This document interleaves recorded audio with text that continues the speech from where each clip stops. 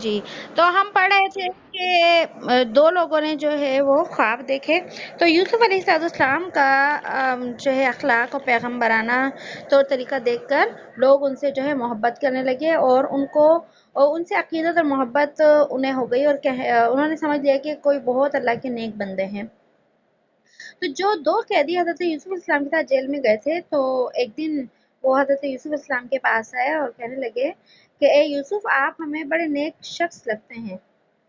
اور ہم نے جو ہے ہم دونوں نے ایک ایک خواب دیکھا ہے، اور ہم جو ہے وہ خواب جو ہے آپ سے بتانا چاہتے ہیں آپ کو، اور یہ کہ ہم آپ سمجھتے ہیں کہ آپ ہمیں اس کی تعبیر بتا سکتے ہیں، لہٰذا آپ ہمیں جو ہے اس کی تعبیر یعنی کہ اس کی تعبیر بتائیے۔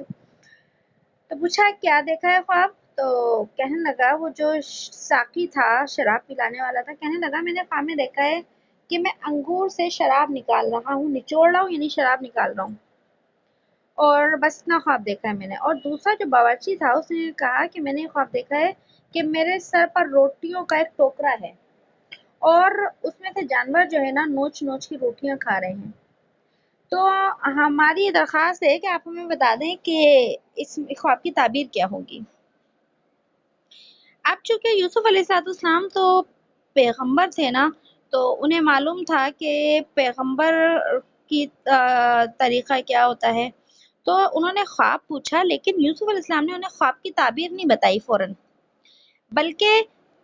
نبی ہونے کے ناطے، پیغمبر ہونے کے ناطے انہیں پہلے دین کی دعوت دی، تبلیغ کی ان کو، اور جو ہے ایک اپنی دعوت اور تبلیغ کے اثر سے کہ کسی طریقے سے یہ لوگ جو ہے کفر و شرک سے ہٹ کر جو ہے ایمان کی طرف آ جائیں، تو اپنے ایک معجزے، اپنی ایک جو ہے نا بات کا ذکر کیا کہ دیکھو، یعنی کہ ایک علم کا ذکر کیا کہ اور اپنا اعتماد پیدا کرنے کے لیے کہ میں جو انہیں بتاؤں گا تو ان کو اعتماد آ جائے میری بات پر۔ کہنے لگے یوسف اسلام کہ دیکھو، میں یہ بھی بتا سکتا ہوں، تم تو تعبیر پوچھ رہے ہو نا مجھ سے، لیکن میں یہ بھی بتا سکتا ہوں کہ تمہارے لیے جو کھانا تمہارے گھروں سے آتا ہے جیل میں، یا کسی دوسری جگہ سے آتا ہے، تو میں اس کے آنے سے پہلے ہی تمہیں بتا سکتا ہوں کہ وہ کھانا کس قسم کا آئے گا تمہارے لیے، اور کیسا ہوگا وہ کھانا، اور کتنی مقدار میں ہوگا، اور کس وقت آئے گا۔ اور جب یوسف اسلام نے بتایا، تو جب لوگوں نے دیکھا تو وہ ٹھیک وہی چیز نکلتی، وہی ایسا ہی ہوتا جیسا کہ حضرت یوسف علیہ السلام بتاتے کہ اتنا ہوگا، یہ ہوگا، گھر سے آئے گا، جیل سے آئے گا، کہاں سے۔ اور پھر یوسف علیہ السلام فرمانے لگے کہ دیکھیں، جو میں تمہیں بتا رہا ہوں نا، یہ کوئی علم غیب نہیں ہے، یا کوئی کہانت یعنی کہ وہ نہیں ہے، کوئی شعبدے باسی نہیں ہے، یا اسی طریقے سے کوئی اور چیز نہیں ہے، جادو نہیں ہے، کچھ بھی نہیں ہے، بلکہ یہ ایک علم ہے جو اللہ نے مجھے عطا کیا ہے، یہ اللہ نے عطا کیا ہے۔ اور اللہ ہی جو ہے پھر کہنے لگے کہ لوگوں، میں خاندان نبوت کا ایک فرد ہوں، یعنی میرے آبا و اجداد بھی پیغمبر رہے ہیں وقت کے، اور میں جس دین کے اوپر اس وقت ہوں، یہ دین کیا ہے، بالکل سچا ہے، برحق ہے، اور میرے آبا و اجداد میں ابراہیم اور اسحاق جیسے جو ہیں وہ پیغمبر ہیں، اور جو ہے میرے تو والد بھی پیغمبر، اور دادا بھی اور پردادا بھی پیغمبر۔ تو ایک خاندانی اپنا گویا کہ جسے ہم کہتے ہیں بایو ڈیٹا بتایا۔ جب انسان کسی اعلیٰ شریف خاندان سے تعلق رکھتا ہے تو اس کا نام نسب بھی اس کے بڑے کام آتا ہے۔ تو اسی طرح بتایا کہ میں جو بات کر رہا ہوں ایک صحیح اور سچی بات کر رہا ہوں، کہ دعوت دی اللہ تعالیٰ کی توحید کی، کہ تم جو اللہ کی خدائی کے اندر جو شریک ٹھہراتے ہو، یہ کیا ہے، سب غلط ہے۔ اللہ کی نعمتوں کی جو ہے وہ کیا کرو، قدردانی کرو، جس اللہ نے تمہیں کھلایا پلایا اس اللہ کی بندگی کرو، اور جو ایک پیغمبرانہ طریقہ ہوتا ہے دعوت کا کہ تم شرک اور بت پرستی چھوڑ دو، اور جو ہے تم اللہ کی بندگی کو کیا کر لو، قبول کر لو، یہ دعوت دی۔ اور یہی میرا دین ہے، دین قیم، یہی میرا دین ہے، اسی یعنی کہ میں بھی اللہ کی بندگی کرتا ہوں، میرے باپ دادا پردادا ان کو بھی اللہ کی طرف سے علم عطا ہوا تھا، اور وہ بھی ایک اللہ کی بندگی کرتے تھے، لیکن آج بہت سارے لوگ کفر و شرک کے اندر پڑ گئے ہیں۔ یہ ساری ایک جو ہے لمبی چوڑی تبلیغ کی حضرت یوسف علیہ السلام نے، اس کے بعد ان کے خواب کی طرف متوجہ ہوئے اور خواب کی طرف متوجہ ہو کے خواب کی تعبیر بتائی اور پھر فرمایا کہ تم میں سے جس نے یہ دیکھا ہے کہ وہ انگور میں سے شراب نچوڑ رہا ہے، شراب نکال رہا ہے، تو وہ تو رہا ہو جائے گا اور واپس اپنی ملازمت کے اوپر برقرار ہوگا، یعنی کہ وہ مجرم نہیں ہوگا، اس کے اوپر جو ہے وہ جھوٹا الزام ہوگا، لہٰذا وہ بری ہو جائے گا اور جو ہے وہ بادشاہ کے دربار میں جو نوکری کرتا تھا وہ نوکری بھی اس کو واپس مل جائے گی۔ پھر جو روٹیوں والا تھا، جو باورچی تھا، اس کو کہا کہ اس پر جرم ثابت ہو جائے گا اور اس کو سولی دے دی جائے گی۔ یہ جو اس نے دیکھا کہ اس کے سر پر روٹیوں کا ٹوکرا ہے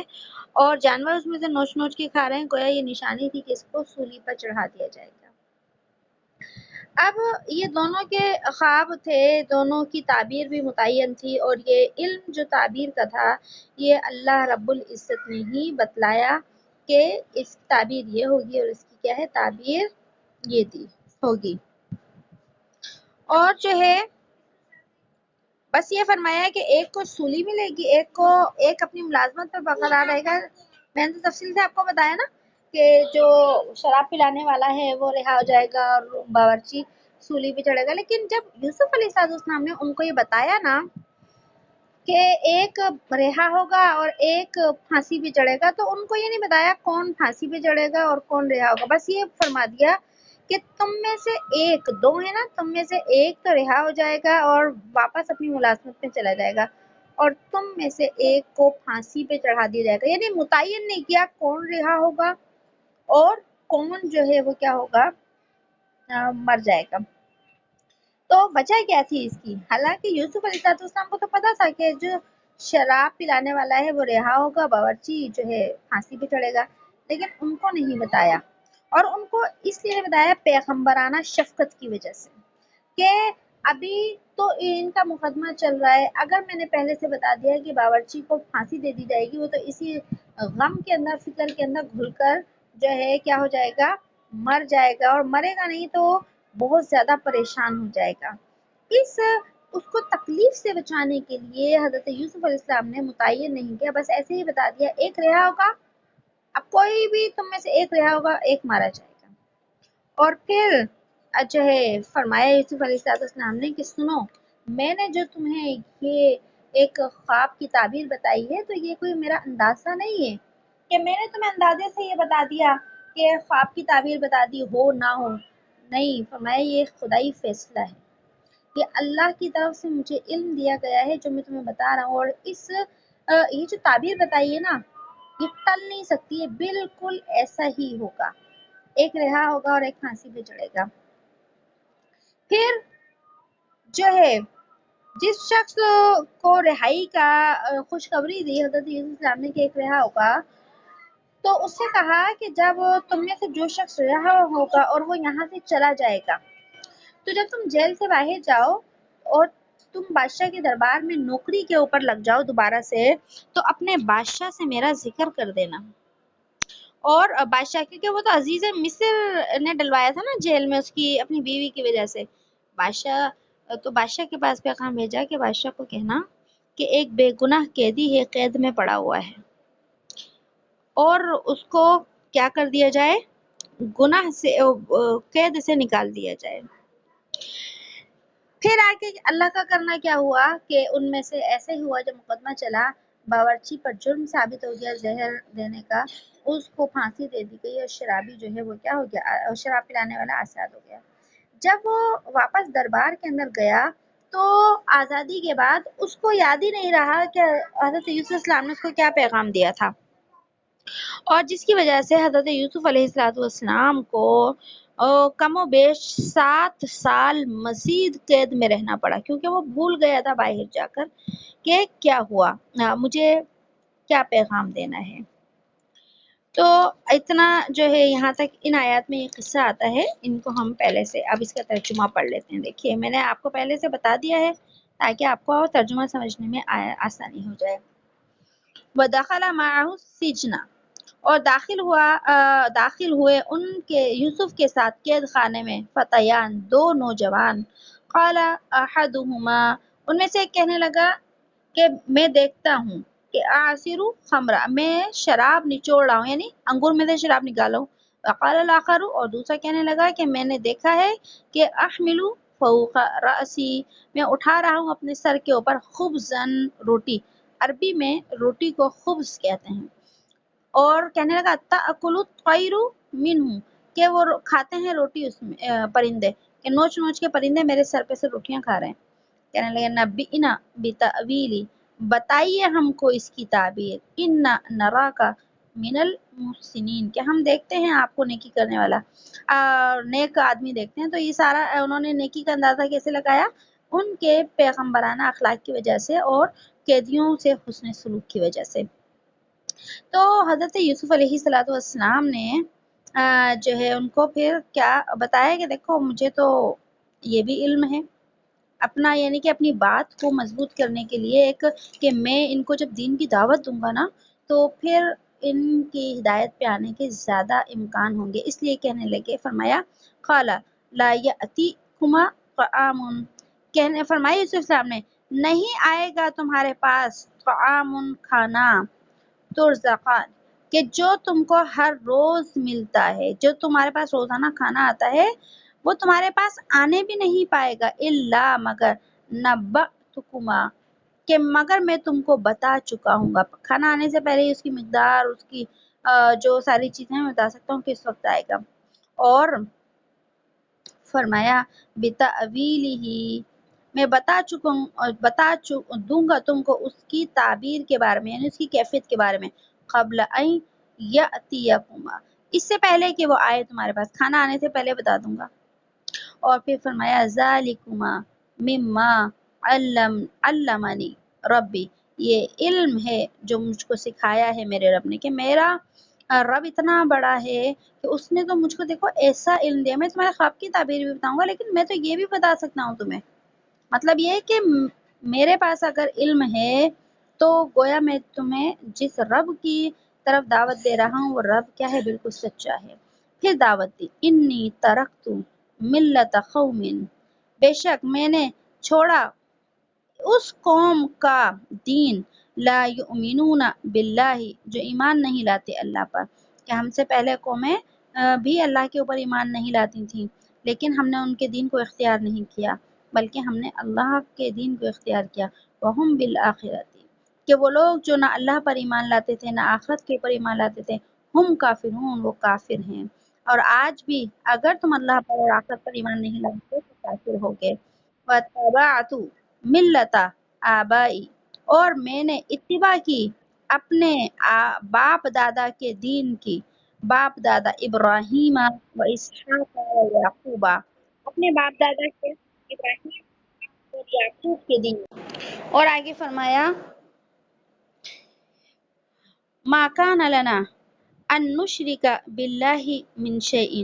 نہیں ہے ہمارے لیے کہ ہم شریک کریں اللہ کے ساتھ کسی چیز کو، کہ میں تمہیں شرک سے بچنے کی دعوت دیتا ہوں۔ ذالک من فضل اللہ علینا، یہ فضل ہے اللہ کا ہم پر، وعلی الناس، اور سارے لوگوں پر، کہ اتنی اس نے ہمیں نعمتیں دی، فضل و کرم کیا، تو ہمارا فرض بنتا ہے اور اللہ کا یہ حق ہے کہ ہم اس کے اوپر ایمان لے کر آئیں۔ ولیکن اکثر الناس، اور لیکن اکثر لوگ احسان نہیں مانتے، لا یشکرون، اور وہ شکر بھی نہیں کرتے۔ شکر کا مطلب یہاں یہی ہے ایمان قبول نہیں کرتے۔ جب یہ ساری دعوت دے دی تو دعوت دینے کے بعد پھر جو ہے آگے کیا فرمائے، یا صاحب، اے میرے رفیقو، اے میرے قید خانے کے رفیقو، السجن ارباب متفرقون، قید خانہ اے میرے رفیقو، قید خانہ کے علاوہ کئی معبود ہیں، کئی معبود ہیں، متفرقون، جدا جدا ہیں، خیر، کیا بہتر ہیں، یا اللہ بہتر ہے، الواحد القہار، کہ میرے قید کے دوستوں کہ تم نے جو بہت سارے رب بنا رکھے ہیں، یہ پتھروں کی جو بت بنا رکھے ہیں، ارباب متفرقون، ارباب رب کی جمع، یعنی بہت سارے جو الگ الگ رب بنا رکھے ہیں اپنی بندگی کے، اللہ ان کی بندگی کے لیے، وہ بہتر ہے کہ اتنے سارے جو ہے بتوں کے آگے جھکو، یا ایک اللہ کی عبادت بہتر ہے۔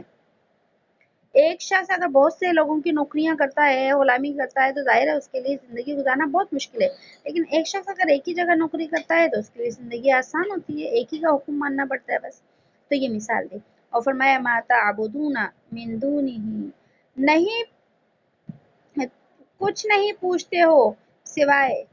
اس کے، الا اسماء، مگر جو نام ہے، سمیتموہا، جو تم نے رکھ لیے ہیں۔ مطلب کیا ہے اس آیت کے سمجھ لیں کہ تم یہ جو بتوں کو پوچھتے ہو نا، اور ان کے تم نے نام رکھے ہوئے ہیں، بتوں کے نام، جیسے آج بھی جو ہندو ہیں ان کے جو بت ہیں تو ان کے کیا ہے الگ الگ نام، کسی کا ایشور ہے، کسی کا شنکر ہے، کسی کا جو ہے ہنومان ہے، کسی کا کالی دیوی ہے، کسی کا کالی ماتا ہے، اور نہ جانے کتنے ہیں، یہ تو بڑے بڑے ہیں۔ تو اس لیے جو ہے ان کے بھی کیا تھے، بت تھے اس قوم کے، اور ان کے بھی کیا تھے، نام تھے۔ تو انہوں نے حضرت یوسف علیہ السلام نے دعوت دی کہ تم جن کو پوچھتے ہو نا، ان کے صرف نام ہیں جو تم نے اپنی مرضی سے رکھ لیے ہیں، یا تمہارے باپ دادا نے جو ہے ان بتوں کو بنایا ہے اور ان کے نام رکھ لیے اور ان کو خدا بنا لیا۔ اللہ نے ان کے خدا ہونے کی کوئی دلیل تمہارے اوپر نازل نہیں کی ہے، جس طرح اللہ نے جو ہے نبیوں کو نبوت عطا فرمائی اور ان کی دلیل کے لیے معجزات اتارے، ان کو کتابیں دی، ان کو شریعتیں دی۔ تو مطلب یہ تھا کہ تم نے تو بغیر دلیل کے ان بتوں کو جو ہے کیا بنا لیا ہے، اپنا معبود بنا لیا ہے، ان کے نام رکھ لیے ہیں، بس ان کو پوچھتے رہتے ہو۔ پھر فرمایا ہاں یہ جو آیا تھا نا، ما تعبدون من دون، نہیں پوچھتے ہو سوائے اس کے، الا اسماء، مگر نام ہے، سمیتموہا، جو تم نے ان بتوں کے رکھ لیے ہیں، سمیتموہا انتم، جو رکھ لیے ہیں تم نے، وآباؤکم، اور تمہارے باپ داداؤں نے، بس نام ہے اور مجسمے ہیں یہ۔ ما انزل اللہ، نہیں اتاری اللہ نے، بہا، ان کے لیے، من سلطان، کوئی سند، کہ ان کے واقعی خدا ہونے کی سند اللہ نے تو کوئی اتاری نہیں ہے۔ انبیاء کی سند اتاری ہے کہ وہ نبی ہیں، کیونکہ نبی تو اس نے بھیجے ہیں، خدا تو اس نے کوئی بھیجا ہی نہیں ہے، اس لیے خدا ہونے کی دلیل بھی اس نے کوئی نہیں بھیجی دوسروں کے لیے۔ اور پھر فرمایا ان الحکم الا للہ، اور فرمایا کہ حکومت نہیں ہے، ان الحکم نہیں ہے حکومت کسی کی سوائے اللہ کے، کہ ساری کائنات کے اندر صرف اور صرف کیا ہے، اللہ کی حکومت ہے۔ تم جب تک اللہ کی حکومت کو مان لو گے تو اتنی ہی جلدی کیا ہوگے، کامیاب ہو جاؤ گے۔ اور پھر فرمایا امرا اللہ تعبدو الا ایاہ، کہ حکم دیا ہے اس نے، کہ نہیں، ہمارا حکم دیا ہے اللہ نے، اللہ تعبدو، کہ نہیں تم بندگی کرو، الا ایاہ، مگر اسی کی، کہ اللہ کا حکم تو یہی ہے کہ عبادت کے لائق وہی ہے۔ اور فرمایا ذالک الدین القیم، یہی ہے دین سیدھا، ولکن اکثر الناس لا یعلمون، اور لیکن اکثر لوگ نہیں جانتے کہ میں جس دین کی بات کر رہا ہوں، جو دین میرے پاس ہے، جو میرے باپ دادا پردادا کے پاس جو دین تھا، مان لو کہ یہی دین سچا ہے اور تمہارا دین باطل ہے، اس سے جو ہے وہ باز آ جاؤ۔ اس جب اتنی لمبی چوڑی دعوت دے دی، پھر فرمایا اے میرے قید خانہ کے رفیقوں، اے میرے قید کے ساتھیوں، اما احدکما، فرمایا بہرحال تم میں سے ایک شخص فیسقی ربہ خمرہ، پلائے گا اپنے رب کو، اپنے مالک کو، رب کا مطلب یہاں اللہ کے لیے نہیں، رب مالک کے لیے بتا، اپنے مالک کو خمرہ، شراب، اور تعین کر دی وَأَمَّا الْآخَرُ، اور دوسرا جو ہے فَيُصْلَبُ، سولی چڑھا دیا جائے گا، فَتَأْكُلُ الطَّيْرُ مِنْ رَأْسِهِ، پھر کھائیں گے جانور اس کے سر میں سے۔ اب یہ تو ہمیں قرآن نے الفاظ بیان کیے نا اپنے انداز میں، لیکن یوسف علیہ السلام نے ان کو نہیں بتایا تھا، بس یہی بتایا تھا تم میں سے ایک رہا ہو جائے گا اور جو ہے وہ ایک اپنی نوکری پہ بحال کر دیا جائے گا۔ لیکن قرآن نے اس ساری چیز کو سمیٹ کر اس نے بتا دیا کہ جو شراب پلانے والا تھا وہ بحال ہو جائے گا اور جو سر پہ روٹیاں تھیں وہ مارا جائے گا۔ اور آگے اللہ نے فرمایا قضی الامر امر الذی فیہ تستفتیان، فیصلہ ہوا وہ کام جس کی تحقیق تم چاہتے تھے کہ اب میں نے فیصلہ کر کے بتا دیا ہے، اللہ نے جو مجھے علم دیا تھا، تم اسی کے بارے میں تو پوچھ رہے تھے تعبیر کیا ہوگی۔ بہرحال تعبیر یہ ہے ایک بچے کا ایک مارا جائے گا۔ اور وقال للذی، اور کہہ دیا یوسف نے جس کو گمان کیا انہوں نے انہو ناجم منہما، کہ بے شک وہ نجات پا جائے گا ان دونوں میں سے، کیونکہ یوسف علیہ السلام کو تو حقیقت پتہ تھی کہ یہ شراب پلانے والا ہے، یہ بچے گا، لیکن بس ان کی تکلیف سے بچانے کے لیے بتایا نہیں۔ تو اس کے بعد جو ہے وہ جو شراب پلانے والا تھا نا، اس کی طرف تھوڑا سا رخ کر کے کہا کہ دیکھو تم میں سے کوئی بھی جب رہا ہو جائے، بادشاہ کے دربار میں جائے تو میرا ذکر ضرور کر دینا۔ یہ وہ والی آیت ہے۔ وقال للذی، کہہ دیا یوسف نے، ظنا جس کو گمان کیا انہوں نے، انہو ناجن، کہ وہ بچ جائے گا، منہما ان دونوں سے۔ اور آگے فرمایا اذکرنی، کہ میرا ذکر کر دینا، عند ربک، اپنے مالک کے پاس، مراد ہے بادشاہ کے پاس۔ فانساہ الشیطان، پس بھلا دیا اس کو شیطان نے، کہ جب وہ دربار میں گیا تو بھول گیا کہ مجھے یوسف نے کیا پیغام دیا تھا، وہ بھلا دیا شیطان نے اصل تو ذکر، شیطان نے بھلا دیا ذکر، ان کا ذکر کرنا، رب بھی، اپنے مالک سے، اپنے بادشاہ سے۔ فلبث فی السجن، پھر وہ یوسف علیہ السلام ٹھہرے رہے قید خانے میں، بضع سنین، کئی برس تک۔ اب یہ بضع سنین اس کے بارے میں آتا ہے روایت میں کہ کم و بیش تقریباً 7 سال مزید حضرت یوسف علیہ السلام جیل میں جو ہیں وہ رہے۔ اب دیکھیں یہ جو ہم نے واقعہ پڑھا یہ صرف واقعہ نہیں ہے، بلکہ آج کے ہم جیسے لوگوں کے لیے اس میں بہت ساری نصیحت کی باتیں لکھی ہیں، ان کو ہم سمجھ لیتے ہیں۔ جیسے کہ ہم نے ابھی پڑھا کہ یوسف علیہ السلام جیل میں جو ہے وہ کیا ہوا، بھیجے گئے، تو انہوں نے جو وہاں کے مجرم تھے اور لوگ تھے تو ان کے ساتھ بھی حسن اخلاق اور معاشرت کا معاملہ کیا کہ سب ان کے ساتھ کیا ہو گئے، گرویدہ ہو گئے۔ تو اس سے معلوم ہوا کہ جو مصلح ہوتے ہیں قوم کے، یعنی جو قوم کے لیے ناصح ہوتے ہیں یا جن کا مقام و مرتبہ ایسا ہوتا ہے جو بڑے ہوتے ہیں، تو ان کے لیے بہتر یہی ہے، لازم یہی ہے کہ وہ مجرموں سے بھی، خطا کاروں سے بھی شفقت اور ہمدردی کا کیا کریں، معاملہ کریں۔ اب دیکھیں ہمارے ہاں تو جیلوں میں اگر ایک جیل کی بات کی جائے تو جو بیچارہ غلطی سے بھی چلا جاتا ہے نا جیل کے اندر اور جھوٹا کوئی مقدمہ ہو، تو جیل کا ماحول ایسا ہوتا ہے کہ جو مجرم ہوتا بھی نہیں ہے وہ مجرم بن کر وہاں سے کیا ہو جاتا ہے، نکل جاتا ہے۔ تو بہرحال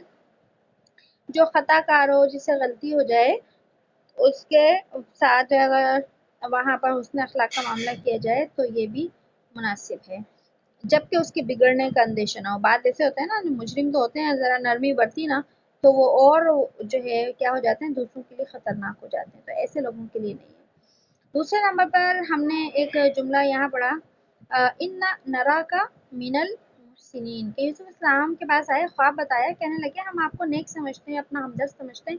اس لیے ہم آپ کو اپنا خواب بتا رہے ہیں۔ تو یہ بات ہم پہلے بھی پڑھ چکے ہیں، اور قرآن کریم کی اس آیت سے بھی بات ثابت ہوئی ہے کہ اگر ہم کوئی خواب دیکھیں تو خواب کی تعبیر ایسے لوگوں سے دریافت کرنا چاہیے جو نیک صالح ہونے کے ساتھ ساتھ ہمدرد ہوں،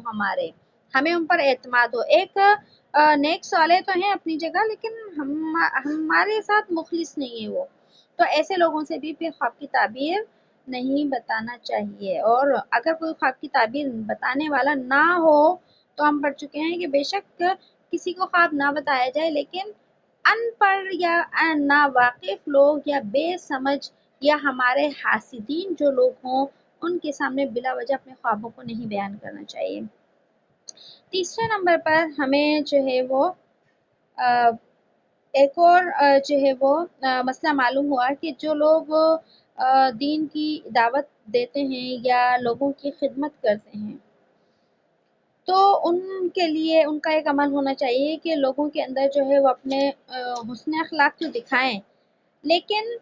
ان کے اندر اپنا اعتماد قائم کریں، چاہے اپنے علم کے ذریعے کہ اللہ نے مجھے یہ علم دیا ہے، اس بنیاد پر ہم یہ بات آپ کو بتا رہے ہیں، تاکہ جو ہے دیکھیں اس سے کیا ہوتا ہے، لوگوں میں اس کا جو ہے اعتماد ہوتا ہے، اپنی کچھ قابلیت یا صلاحیت بھی بتانی پڑے، جیسا کہ یوسف علیہ السلام نے اس موقع پہ بتایا تھا، معجزہ بھی ذکر کیا اپنا ایک، کہ دیکھو میں تو تمہیں یہ بھی بتا سکتا ہوں کہ کھانا جو ہے کب آئے گا تمہارے گھر سے، یا آج تمہیں جیل سے کھانا ملے گا، کھانے میں کیا ملے گا، کھانا کتنی مقدار میں ہوگا، میں تمہیں یہ بھی بتا سکتا ہوں، ایک اپنی قابلیت اور علمی صلاحیت بیان کی۔ تو اس سے ہمیں یہ ایک تو یہ بات بیان کی، ایک اور دوسری بتائی کہ دیکھو میں ایک عام آدمی نہیں ہوں، میں خاندان نبوت کا ایک فرد ہوں، میرے تو والد بھی نبی اور میرے دادا بھی نبی اور میرے پردادا بھی نبی، تو میں ایک خاندانی آدمی بھی ہوں اور نبیوں کے خاندان سے ہوں، تو میں جو بات بتا رہا ہوں وہ معمولی بات نہیں ہے تمہارے لیے، میری بات ایک پختہ بات ہے۔ تو اس سے یہ پتہ چلا کہ اگر کبھی ضرورت پڑے اور لوگ کسی کی بات کے اوپر اعتماد نہ کر رہے ہوں، جیسے کہ آج کل کہہ لو علماء کی بات ہے یا کوئی اصلاح کرنے والا ہے، مخلص ہے، لیکن لوگ اس پر اعتماد نہیں کر رہے، تو وہ بتا سکتا ہے کہ دیکھیں ہم نے اتنا علم حاصل کیا ہے اور ہمارے پاس ہم نے یہ ہمارے یہ صفات کہہ لیں یا ہم نے اتنا علم اپنا وقت اتنا اس راستے میں لگایا ہے، ہم جو بتا رہے ہیں اپنے اپنے بڑوں سے سنا ہے، قرآن سے پڑھا ہے، حدیث سے پڑھا، ہمیں یہ علم ہے، ہم آپ کو جو بات بتا رہے ہیں ہمیں اپنی بات پر اعتماد ہے کہ ہم صحیح کہہ رہے ہیں، اس طرح بات کی جا سکتی ہے۔ اس کا یہ مطلب نہیں ہے کہ ایک دیکھیے ان پڑھ شخص تو یہی سمجھے گا کہ اپنی قابلیت جھاڑیں، اپنے علم کا روب جھاڑیں ہمارے اوپر، ایسی بات نہیں ہوتی۔ جیسے کہ دیکھیے ڈاکٹر ہے، ایک نیا مریض جب اس کے پاس جاتا ہے تو وہ بعض اوقات ڈاکٹر سے کبھی کسی سے سنا ہوتا، بہت اچھا ڈاکٹر ہے، کبھی کسی سے نہیں سنا تھا، وہ ڈاکٹر بعض اوقات یہ بتا سکتا ہے، اس کو یہ بتا دیتا ہے کہ حضرت جی میں نے فلاں جو ہے یونیورسٹی سے ڈگری حاصل کی، میرے پاس ڈگریز ہیں، میں نے اس میں جو ہے اس کے اندر میں نے تعلیم حاصل کی ہے اور خصوصی میں نے کورسز کیے ہیں، میں آپ کو میرا اتنا تجربہ، اتنے 20 سال سے 50 سال سے میں ڈاکٹر ہوں، اور اس طریقے سے یہ باتیں کیا ہوتی ہیں، اپنی قابلیت ظاہر کرنے کے لیے نہیں ہوتی، بلکہ سامنے والے کو اطمینان دلانے کے لیے ہوتی ہیں کہ ہم جو آپ سے بات کہہ رہے ہیں اس میں آپ کی خیر خواہی ہے۔ تو یہ ہمیں پتہ چلتا ہے کہ اس طرح کرنا کیا ہے، درست ہے اور جائز ہے۔ اس کے بعد ہاں، اگر کوئی شخص یہ سارے کام ہیں، کوئی اپنے علم کے بارے میں بتاتا ہے، اپنے تقوی کے بارے میں یہ وہ اس طرح بتاتا ہے سامنے والے کو، اور دل میں اگر نیائی کی اس کی بڑائی کی جو ہے وہ کیا ہے نیت ہے، لوگ مجھے بڑا سمجھیں، بڑا متقی سمجھیں، تو ظاہر سی بات ہے یہ درست نہیں ہے۔ اس کے بعد ایک اور جو ہے کیا ہے کہ اس واقعے سے، یوسف اسلام کے اس قصے سے ہمیں ایک اصول پتہ چلا ہے، اور وہ اصول کیا ہے کہ جو دین کا داعی ہوتا ہے اور جو امت کا مصلح ہوتا ہے، دین کا کام کرنے والا ہوتا ہے، اس کا فرض یہ ہوتا ہے کہ ہر کام میں اپنی دعوت اور تبلیغ کو مقدم رکھے۔ اگر کوئی شخص اس کے پاس کسی کام کے لیے بھی آئے تو وہ اس کا جو اپنا اصلی کام ہے وہ نہ بھولے، یعنی کسی کو دین کی کوئی بات بتا دینا، دعوت بتا دینا، جیسے کہ حضرت یوسف اسلام کے پاس آئے تو وہ خواب کی تعبیر معلوم کرنے کے لیے تھے، لیکن خواب کی تعبیر بعد میں بتائی اور دعوت اور تبلیغ ان کو جو ہے وہ کیا کی، پہلے کی۔ تو اب ہم کہیں کسی کے گھر چلے جاتے ہیں، دیکھیے عام زندگی کے اندر کوئی ہمارے گھر آ جاتا ہے، ہم بہت سارے اپنی دنیا کی باتیں، خاندان کی، ادھر ادھر کی، گھر کی، بچوں کی، کاروبار کی، ادھر ادھر کی، ملک کی باتیں کرتے ہیں، یہ ساری باتیں ہیں، لیکن ہمیں جو ہے اس میں عام لوگوں کے لیے بھی ایک اس میں رہنمائی ہے کہ ہمیں آنے والوں سے کچھ نہ کچھ دین کی بات ضرور کرنی چاہیے۔ اب ظاہر سی بات ہے ایسے اللہ والے ہوتے ہیں جن کی تو ساری باتیں ہی دین والی ہوتی ہیں، لیکن ہم جیسے بیچارے جو کمزور سے گناہ گار سے لوگ ہیں، کم سے کم ہم کوشش کریں ہمارے پاس جو ملنے جلنے والا ہے ان سے نمازوں کا حال احوال پوچھ لیا، خاص طور پہ جو اپنے چھوٹے ہیں ان سے نمازوں کے بارے میں پوچھ لیا، اور کوئی بھی دین کی بات کر لی، کوئی اچھی بات سنا دی انہیں، کوئی حدیث سنا دی انہیں، تو یہ جو دعوت کا کام ہوتا ہے تھوڑا سا ہو جاتا ہے، اس لیے ہر آنے والے کے ساتھ جہاں دنیا کی باتیں ہوتی ہیں وہاں دین کی باتیں ضرور ہونی چاہیے. جہاں ہم آنے والوں سے دنیا کی بات کرتے ہیں وہاں ہمیں دنیا بنانے والے کی بات بھی لوگوں سے کرنی چاہیے. اس کے بعد جو ہے ہمیں اس یوسف اسلام کے اس جیل والے قصے سے ایک بات پتہ چلی کہ اگر ہم کسی کو دین کی دعوت دیں گے تو اس دین کی دعوت کے اندر جو ہے حکمت کے ساتھ اور اچھے انداز میں بات کی جائے جو سامنے والے کو بھلی لگے. مخاطب جو ہوتا ہے یعنی ہمارا سننے والا ہوتا ہے اس کے لیے ایک خوبصورت انداز میں جو ہے وہ کیا کی جائے بات کی جائے. اب دیکھیے بعض لوگ ایسے ہوتے ہیں جن کو علم اتنا نہیں ہوتا تو وہ دین کی دعوت یا دین کی بات تو کر رہے ہوتے ہیں لیکن سامنے والے کو ایک ٹارگٹ بنا کر رہے ہوتے ہیں. جی ہم نماز پڑھنا چاہیے. بھائی تمہارے گھر میں تو کوئی نماز ہی نہیں پڑھتا, تمہارے تو بچے پتہ نہیں کیوں اتنے بگڑے ہوئے, تمہارے تو بچے نماز نہیں پڑھتے. بھائی تمہارا شوہر کمانے والا نماز نہیں پڑھتا, تمہارے کاروبار میں برکت کیسے آئے گی, تمہارے رزق میں, تمہارے گھر میں تو سود کا پیسہ آ رہا ہے اس لیے تمہارے گھر میں اسی لیے پریشانیاں آ رہی ہیں, نحوستیں آ رہی ہے, توبہ کیا کرو تم اللہ سے. یہ طریقہ کسی کو ہٹ کرنے والا ہوتا ہے, ٹارگٹ بنانے والا ہوتا ہے. ایسے انداز سے کبھی بھی کوئی شخص دین کی طرف نہیں آتا. اور جو ہے اگر ہم کسی کی اچھی بات دیکھیں نا تو اس کی براہ راست اس کی طرف نسبت کر کے تعریف کریں. بھئی آپ کے گھر میں تو ماشاءاللہ سب نماز پڑھتے ہیں, آپ کے بچے اتنے اچھے ہیں, تمیزدار ہیں, آپ نے اپنے بچوں کی تربیت بڑی اچھی کی. آپ یہ براہ راست نسبت کر رہے ہیں ہم اس کی طرف نا کہ آپ نے ایسا کیا, آپ کے گھر میں تو ماشاءاللہ پردے کا بھی بڑا اہتمام ہے, یا آپ لوگوں کے گھر میں یہ ہے یا یہ ہے آپ کا, یہ براہ راست نسبت کر دیں.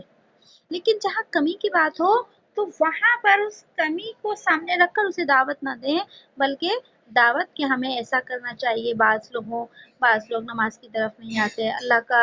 حکم ہے ہمیں نماز پڑھنا چاہیے, اس میں دعوت کا انداز جو ہے یہ ہونا چاہیے. اگر ہم سامنے والے سے بات کرنے کے اندر دعوت میں دین کی بات میں اپنا انداز اچھا نہیں رکھیں گے اور کسی کو نشانہ بنا کر بات کریں گے تو وہ کبھی بھی ہماری بات کے اوپر نہیں آئے گا. یہ بھی ہمیں اسی سے ملتا ہے. اور اس کے ساتھ ہمیں ایک چھٹا مسئلہ بھی ان آیات سے پتہ چلتا ہے, اور چھٹا مسئلہ یہ ہے کہ سامنے اگر ہم کسی شخص کو کوئی تکلیف دہ خبر دینا چاہ رہے ہیں, تکلیف دہ بات بتانا چاہ رہے ہیں, بتانا بھی ضروری ہے ہمیں, اور بڑی تکلیف اسے ایک بڑا جو ہے کہ یہ کہہ لیں کہ بڑا جھٹکا لگنے والا ہے, اس بات سے شوق لگنے والا ہے, تو کوشش کر کے اس کو وہ بات بڑے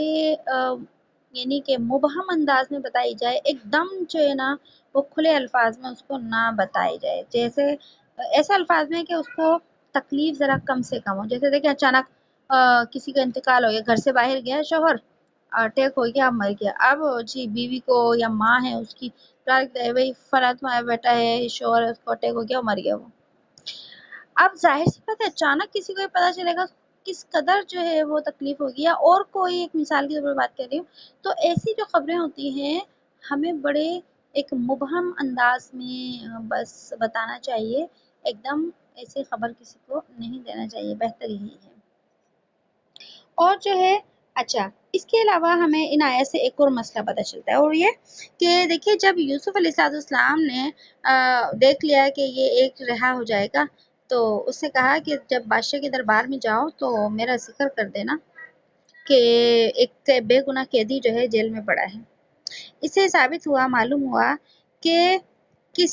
کوئی شخص اگر مصیبت میں ہو تو اس مصیبت سے نکلنے کے لیے کسی انسانی شخص سے مدد لینا اور انسانی شخص کو واسطہ بنانا یہ توکل کے خلاف نہیں ہے. کہ ہم مصیبت میں ہیں, اب ہم کسی سے بات کر رہے ہیں, کسی طریقے سے کوئی ہمارے لیے راستہ نکل جائے, پریشانی دور ہو جائے, تو کوئی سمجھے یہ تو توکل کے خلاف ہے, اسے تو اللہ کے اوپر بھروسہ کر کے بیٹھ جانا چاہیے. بھائی جس نے مصیبت میں ڈالا ہے وہی مصیبت سے نکالے گا. نہیں, یہ دینداری نہیں ہے. اب دینداری کا تقاضا کیا ہے کہ یہاں پر اگر مصیبت آ گئی ہے تو کیا کرے, صبر کرے, اللہ سے کہے اللہ تو نے اسے آزمائش میں ڈالا ہے, تو ہی مجھے اس آزمائش سے نکالے گا. لیکن اللہ نے اس آزمائش سے نکلنے کے لیے کوشش انسان کے ذمہ لگائی کہ کوشش تو کرو, اسے ڈالا تو ہے, نکالوں گا بھی میں. تو توکل یہاں پر یہ ہوتا ہے کہ انسان اپنی طاقت کے بقدر کوشش کرے, کسی طریقے سے